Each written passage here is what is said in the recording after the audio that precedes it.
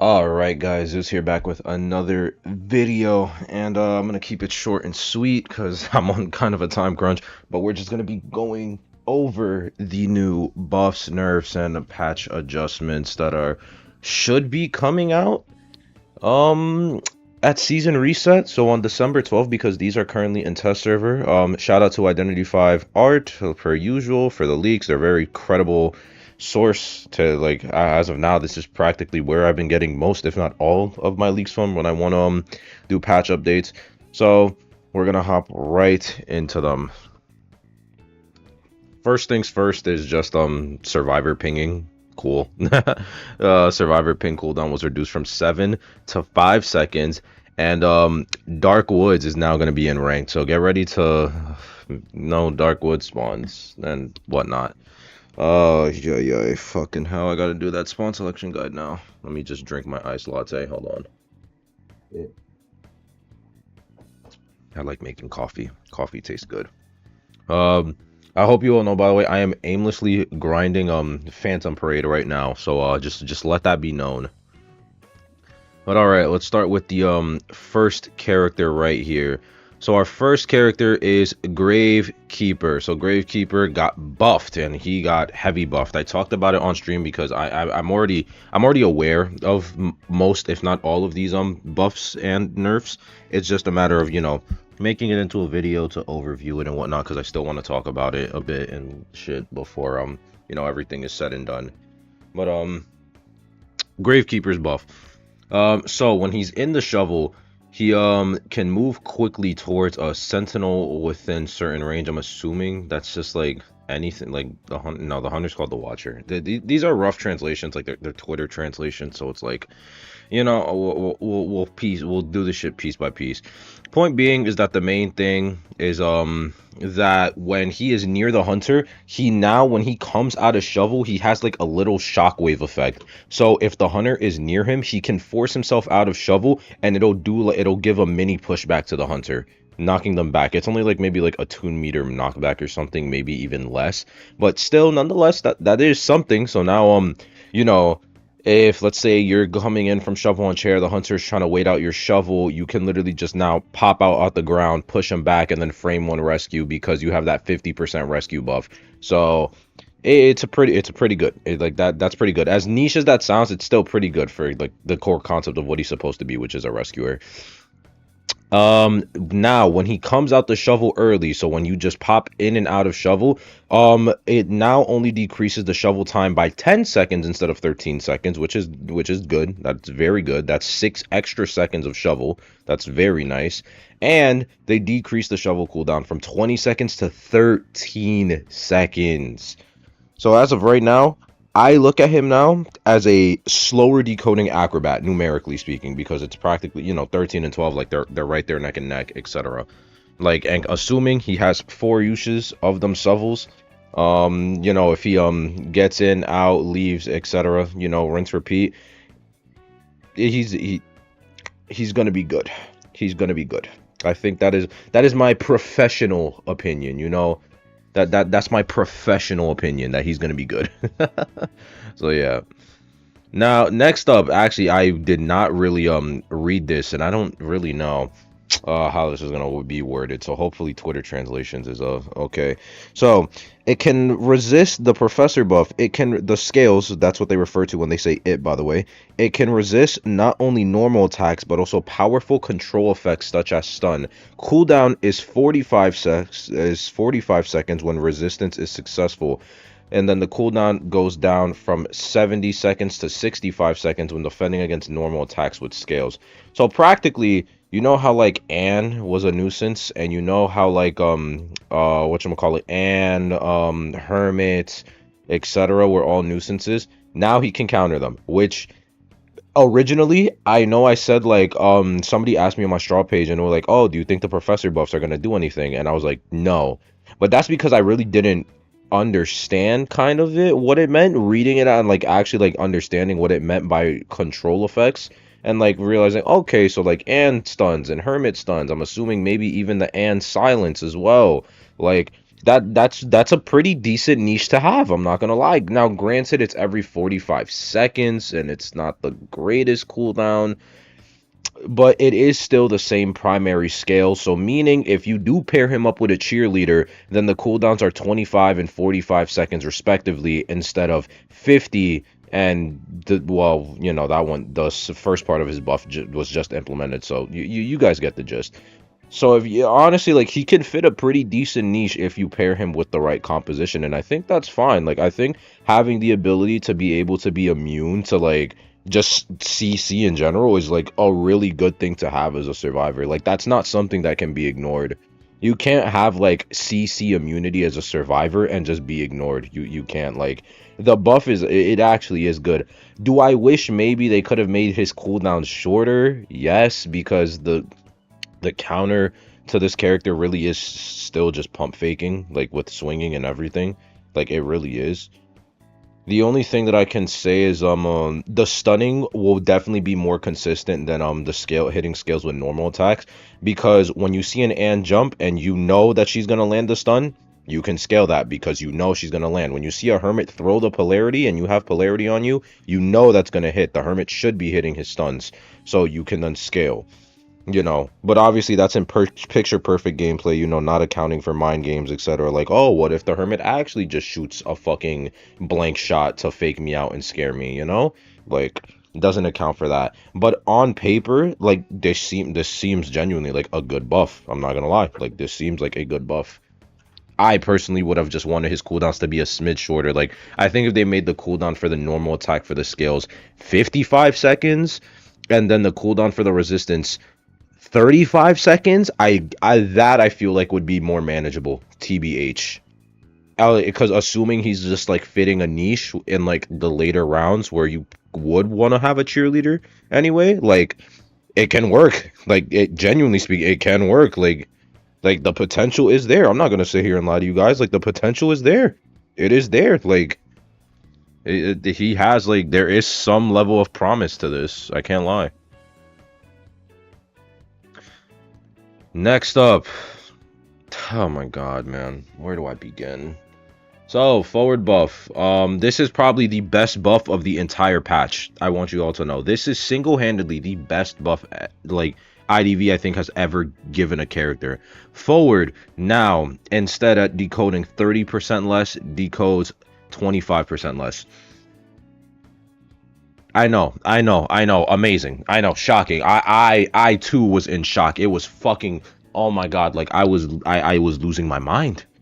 You know, like, instead of being 10% slower than a batter, now he's only 5% slower than a batter, even though he's still a worse bat. Like, it's crazy to me. Like, I just couldn't fathom how IDV was so generous, you know? I couldn't fathom it. How netease was so nice to forward players. Like, a whole 5%? That's a whole extra, that's a whole 3-4 seconds less spent on a cipher. How like, netease, you truly are too nice to me, man. You're truly a benevolent company. Truly. But, like,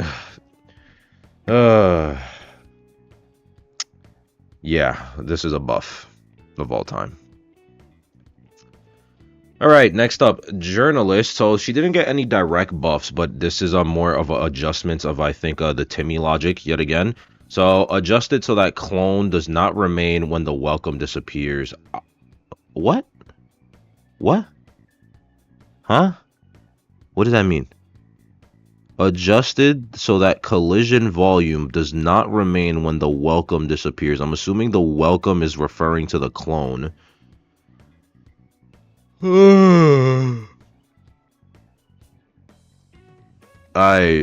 Someone is gonna have to tell me that in the comment section, because it's 9 in the fucking morning and I don't feel like piecing that shit up. I'm not gonna lie. Adjusted to resist flying devices when creating welcome. Okay, so the welcome is the welcome is the clone. The welcome is the clone. I don't know why they call it a welcome though. Adjusted the ability to lower a plank without the guard illusion having to go to the range plank. The range where the plank can be lowered when the guard is near the plank. So the welcome isn't the clone, because they refer to the clone as an illusion. Adjusted the ability to lower a pallet with the guard clone, having to go without the guard clone having to go to the range where the pallet can be lowered when the guard is near the plank. Chat, am I stupid? Because I'm not getting this. Am I just dumb? Whoa. Hold on. I'll edit this out, but like, yo, okay, I gotta like figure this shit out. I'm not even gonna lie. Okay, I'm back. After doing a little bit of research, the closest things that I can understand, to these things is that the first part is just clone disappears faster, I guess, or like the debuff doesn't amplify when the shit disappears, but I didn't think that was a thing already anyway. The second thing is just that the clone is now immune, can now block, is now immune to flying objects. Because it's using the word resist, and to resist something is obviously to not be affected by it.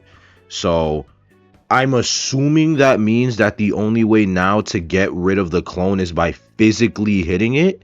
You can't use some shit like a foggy blade or like a violinist string, for example. That's what I'm assuming the buff means by the wording, as well as doing research to find other translations, even though the other translations were still rough, and like, you know, putting it piece by piece. Like, bro, I was like looking at Japanese fucking translations and all that shit, trying to see like, oh yeah, okay, this was just netease, man, or not netease, but Twitter translations. But yeah, so I'm assuming that means that second portion is the fact that now to get rid of the clone, it's either you wait it out or you have to physically hit it. There is no removing of the clone by like hitting it with a foggy or a vio string or some shit. It's either hit it or wait it the fuck out. As for the third one, the only thing that I can understand is just the shit drops pallets on its own, even if the hunter like doesn't bait it, I guess, which in reality is not that good. That's actually kind of a con, in my opinion. Like, it just burns pallets faster now. Like, I don't know. That third part, I don't know for sure. Like, that's just what I've gotten. I don't know, man. I don't know. This is like wonky ass fucking shit, man. Like, this is weird. Whatever. I'll just go to the next one. This boy. So, I already mentioned this on stream, last night when we were talking about these things. I actually, like, while I do think that Seer's nerfs were undeserved, they are not the worst thing in the world.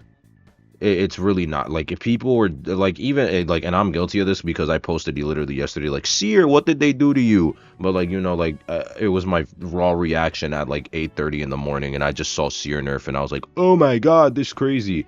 But like, in reality, it's not the worst thing ever. Like, it's still bad that he got nerfed, don't get me wrong, but like, it's not the worst thing. So the Seer nerfs go as follows. The Prophet sends an owl, aka the Seer. You will receive a debuff regardless of whether or not you succeed in defending against damage. I want everyone to make sure that we emphasize and focus on sends an owl. That means that everything from everything that comes after this text is only if he's giving support, not if he uses it on himself. In addition to the 10% decrease in motion when using the owl debuff, it also adds a 5% decrease in decoding speed and can be stacked up to 3 times. So if you, for whatever reason, somehow manage to use 3 support owls in a game, you will then get a 15% decrease in decoding speed, along with your already pre-existing 30% decrease in interaction, vaulting, blah blah blah speed. Now, this is obviously not good because, you know, that's 15% less decoding.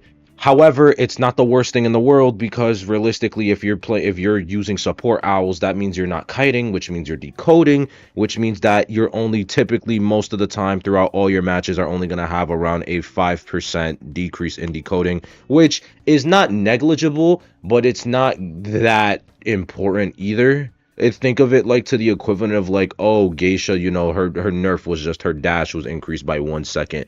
It's not something that's negligible because over time it adds up, but it's not something that is like to stress over. It's like you just gotta like adjust a little bit to it, and that's about it.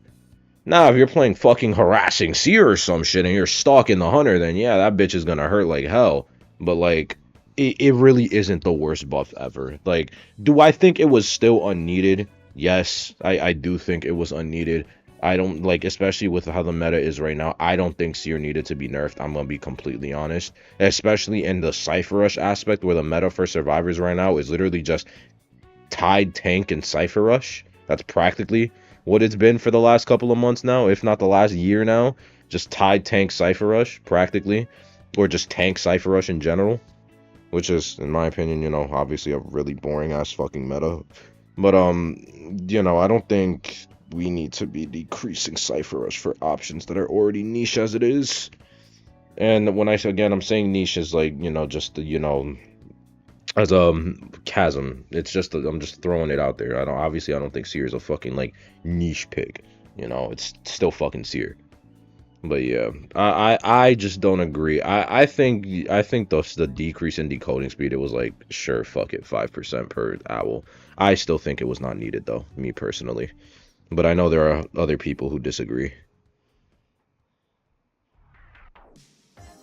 Next up, we have Priestess, the Shaman. This is very funny because these nerfs practically don't mean jack shit, but it's really fucking funny. So, Priestess nerf. So, it's just the stun time of the portals. So, when the hunter goes through a small portal, instead of having a 2-second stun, it's a 1.7-second stun. And when they go through a long portal, like I'm talking like some shit, like if they were to go across a portal that was like on one of the ever sleeping buildings or some shit, the stun only lasts for 3.1 seconds now instead of 3.25. So obviously you guys can see the nerfs were huge. You guys can see that the nerfs were huge, clearly, you know, like, oh yeah, Priestess. It's funny though, because I saw some people saying, oh, the Priestess nerfs do nothing, and it's like, well, I mean, you can't nerf Priestess without killing her. Priestess is in this limbo state where she's either broken or she's garbage. And right now, they kind of have her balanced. Priestess is somewhat balanced out by the fact that there are just broken-ass hunters that can deal with her now. But that doesn't account for the other hunters that play the fucking game anyway. So, you know, she'll always, technically speaking, be broken. But, these nerfs are funny. They are fucking hilarious. Where's my coffee?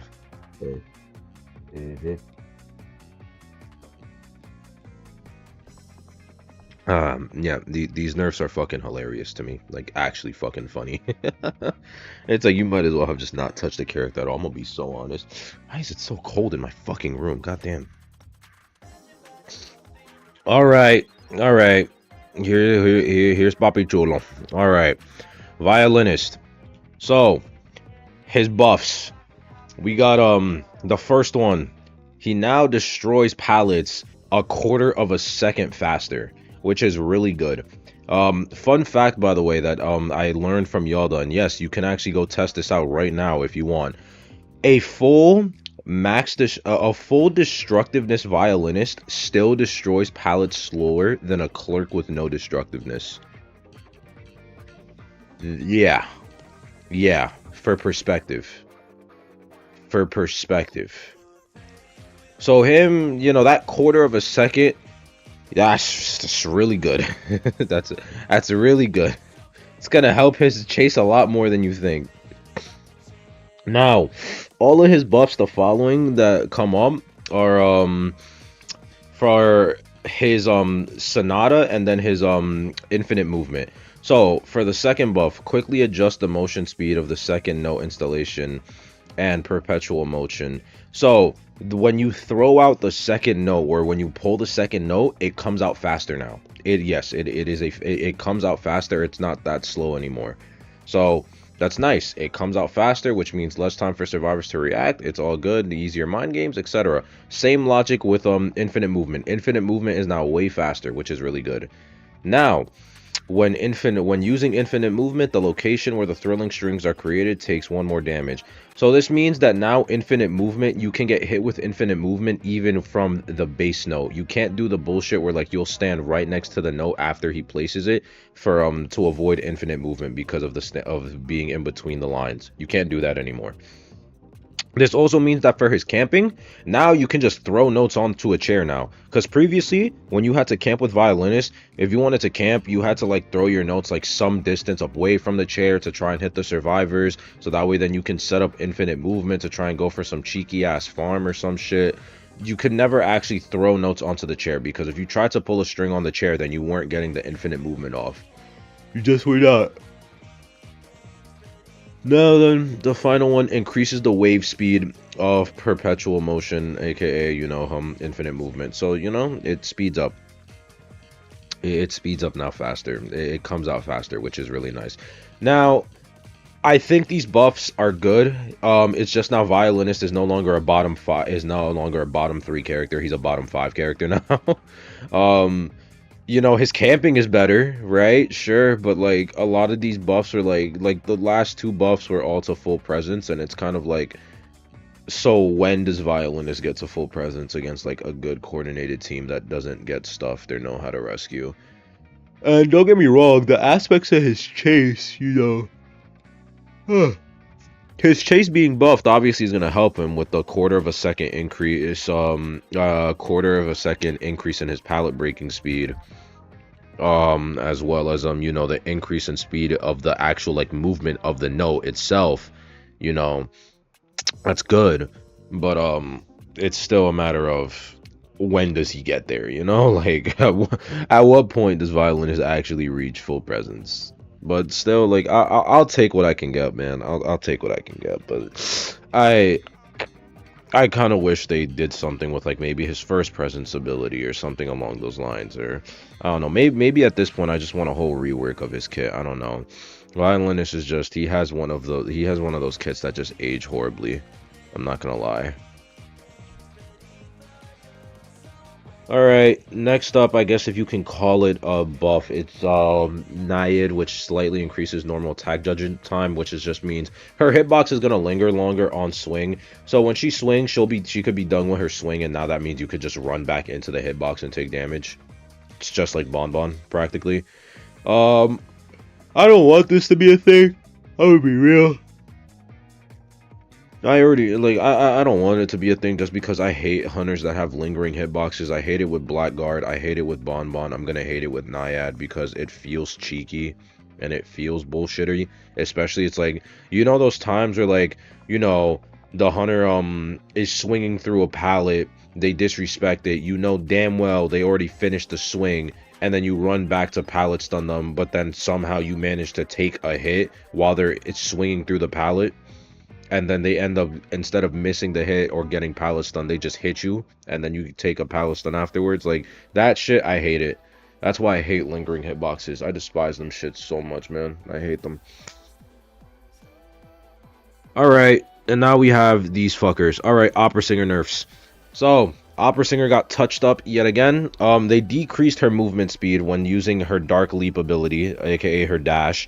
From 45% increase in movement to 33%. Now, 12% massive drop. However, I need to see this in game because 33% faster than a fucking survivor is still 33% faster than a survivor, which is really fucking good. That's still 33%. So I need to see how that actually affects her in game. I can't like imagine that because in my eyes she's still gonna be moving fast as shit. However, her shadow recall, aka her backflip, the cooldown increased from 20 seconds to 24 seconds. Now that is going to affect her a lot. That is going to affect her a lot because those extra 4 seconds, if she fucks that shit up, that's going to add up to 8 and then 12 and then 16. And with how much she needs to use it, it's those 4 seconds will add up to Survivor's kiting, especially because Opera Singer's whole basis around her kit right now is heavily mind game based. She's a fast hunter that's based on mind games that you can't react to. So they're cutting that. So I like the second part of her nerfs definitely are affecting her. I just need to see how that movement speed is going to feel in a match before I make anything final. Next up, we got Hermie Wormy. God fucking blessed. Fuck him. Fuck him. I know you guys can't see, but I'm flipping off the fucking camera right now because I hate Hermit. I'm flipping him off. So right. When a survivor decrypts a connected cipher, progress remaining in the cipher, what? 50 to 53, lost progress 5%. Okay, so I'm assuming, okay, so the share progress is like the share percentage progress is increased, and then the lost progress of decoding is decreased. Okay, that's fine. That's fine. Minuscule nerfs, like not too bad. Faster decoding for the survivors. You want the baby version, guys? We decode faster now. That's the baby version. We decode faster. That's the baby version, guys. All right. I believe this is the second to last. We have Goatman, aka Lame Board. Lame Board, huh? I'm gonna start calling him that. Lame Board. Oh, that's fucking funny. Lame Board. I'm calling him that now. Alright, I got my favorite hunter, Lame Board. Alright. Resentment power recovery rate per second at 0 presence from 2 seconds to from 2 per second to 1.8, and then from full presence 2.4 to 2.3. So as you can see, these nerfs practically kill my goat Lame Board. You know, Lame Board is now practically unusable. Like, I don't know what netease was thinking. Like, they don't know how to balance their game. They just completely gutted Lame Board. I don't know, man.